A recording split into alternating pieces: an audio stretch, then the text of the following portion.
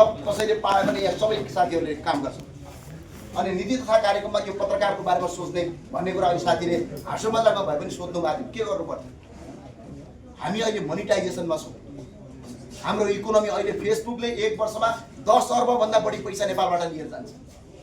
फेसबुकलाई नेपालमा मोनिटाइजेसन गर्ने सरकारको नीति तथा कार्यक्रम हुनुपर्छ कि पर्दैन? त्यो आयो नै, किनभने त्यहाँ हावाबाट बिजुली निकाल्ने उखान टुका भन्ने बाहेक मान्छे छैनन्। यस्ता सोच त आउँदैन। समस्या त्यहाँनिर अहिले फेसबुक, टिकटक, इन्स्टाग्राम, गुगलहरू, युट्युबहरू मोनिटाइजेसन त फेसबुक नेपालमा छैन नि त। अहिले फेसबुक नेपालमा मोनिटाइजेसन गर्नुपर्छ, सामाजिक सञ्जाल गर्नुपर्छ भन्ने कुरा अहिले नीति तथा कार्यक्रममा आइदिएको भए श्रमजीवी पत्रकारहरू अहिले तपाईँको कति आम्दानी हुन्छ भन्नुहोस् न। 10-12 अरब रुपियाँ त नेपालमा बसेका मान्छेले पैसा कमाउँछ। यसको विज्ञापन मार्केट कति ठुलो छ? यो नीति तथा कार्यक्रममा आयो। अर्को किसानको कुरा उठ्यो। किसानलाई अनुदान दिने अनुदान त ठप्प बन्द गर्नुपर्छ। यो कार्यकर्ता पाल्ने नयाँ रणनीति। अस्ति मात्रै यो 10 वर्षमा ऋषिधमलाजीलाई गएर सोध्नुहोस्, खोज्नुहोस्, रिपोर्ट बजाउनुहोस्, म तपाईँलाई भन्छु। कृषि मन्त्रालयले अस्ति एउटा कतिलो काम गरिरहेको छ अघिल्लो पटक। यो 10 वर्षमा 1 खर्ब 12 अर्बभन्दा बढी कृषिमा अनुदान गर्यो।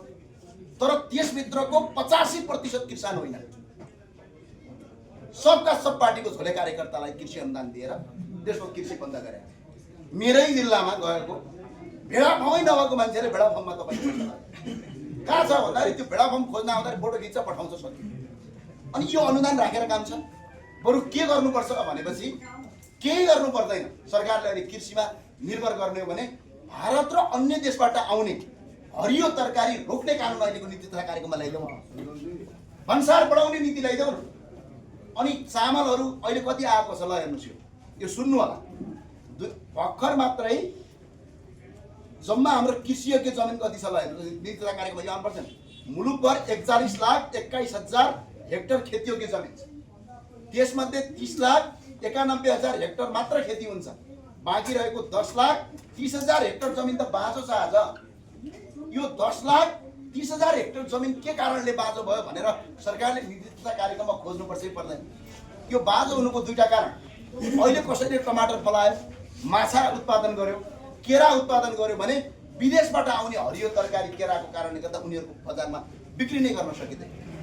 आज हिजो जुम्लाको स्याउको अवस्था